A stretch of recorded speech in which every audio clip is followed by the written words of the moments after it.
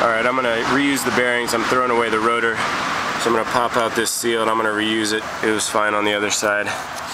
And then you just kind of stick a screwdriver in here, knock the races out. The races are pretty tough. I used a fair amount of force, and screwdriver was pretty dulled, but the races look fine. Here's our races, one on the top, one on the bottom. Go for it. You can whack them pretty hard. I just did, and if you take it slow, it's going to take a long time. Just be sure. Bam, bam, bam, bam. A couple good whacks each side. Switch it often, and I mean they look almost pristine. When you're reinstalling, make sure that you do it the right way. Both of the races are conical. It's pretty straightforward. Let's put it on there. A little tap.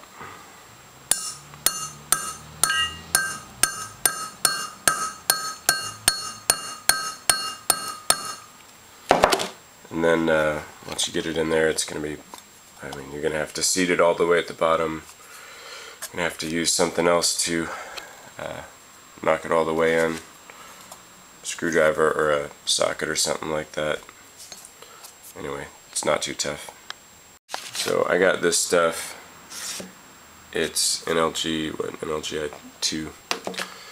Anyway, somebody online, I think this one said European and Japanese vehicles on the shelf. Somebody said not to get the Ford Chrysler stuff, which makes sense. Anyway, I'm going to lube this bearings in there, drop it in there, and put the seal in behind it. And I think it's important not to get the seal too tight because it can restrict the bearing from spinning, this inner bearing here. Alright, now I put this in here. One of them, this one actually, this one was somebody had hammered this seal down pretty tight, and this bearing didn't look all that hot. It was the grease was more black than it was pink, and the other one, it was a little looser.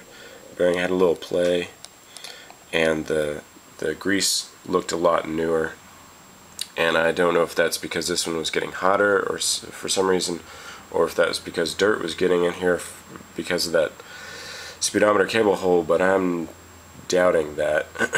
Anyway, I'm going to reuse it and hope that it's still good because they're pretty new. So you take some of this pink snot, fill it up. People online have said a couple tablespoons. Fill up that void behind that bearing, and I'm going to put a little on the inside of that inner bearing, or this is the inner bearing. I'm going to do the same thing basically on the other side of the rotor. Alright, now here's my back to the caliper. The piston, we popped it out. Now I got my little caliper rebuild kit. Comes with this boot, which is completely torn, and a seal that goes inside the cylinder there. And we're going to take the piston out. I'm going to try and clean it up. Probably use my Dremel with a little wire brush, get the rust off, if there is any, and clean the inside of the cylinder. And anyway, that's about it. Pretty self-explanatory. Alright, I got it cleaned up. Got the new boot on there. Put the new seal in the cylinder. I was able to squeeze it in that far with my hand, which is actually surprising. The other one I could not get in hardly at all on the first one. Anyway, I'm going to put a vise, a couple of vices, one right here, one over there on the other side, and squeeze it back all the way in there, and then go back, leave one of those vices on there, and then go back out there, hook it back up to the brake line, and pump the brakes and pop the other one out on the other side there. Still looking real nasty. And do that one now. So when you're cleaning the cylinders out, the brake fluid, there's a hole on either side, anyway, on the left side and right side at the bottom of the cylinder. So mine was pretty nasty, and I think you want to avoid getting in there and wiping like this back and forth, because you might jam up that hole. You can easily feel it. So anyway, I'd just be aware of that. I'm I'm going to take another second to give a shout out to Fast Orange. This stuff is awesome and doesn't make your hands smell like petroleum. Hit this guy with brake cleaner on both sides before you put him back on to take off the factory anti-rust stuff. We're going to put a little lube on the hub and put the wheel back on there, put the thrust bearing on, put the bearing, then the thrust washer, and then put that nut on there and give it a peen, maybe there, maybe one there on the side too. The awesome and hard to believe torque specs on this nut are so that you can just barely move the washer behind it with a screwdriver. Those are the torque specs. So yeah, and then we'll give it a good peen. I don't really know how necessary it is, but I bought some caliper grease and grease up the side here, the back a little bit, side here, these holes just a little bit. The basically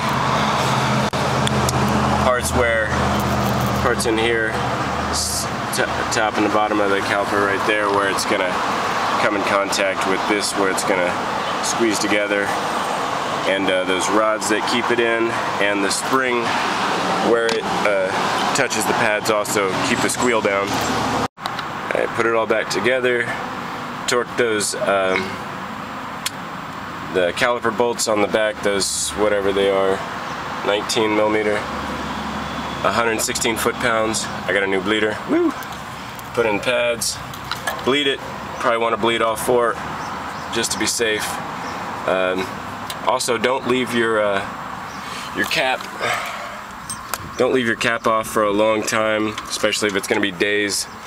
Brake fluid is hygroscopic, meaning it absorbs water from the air, and you don't want water in your brake fluid. All right, good luck. On the first side I did this on, the lug nuts were not going in there, and I freaked out a little. I thought I might have just put on a hub. Well, I would just have to get new lugs, I guess, but they were just tight.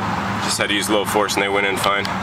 Of course, we all know you got to pump your brakes until you get a hard pedal.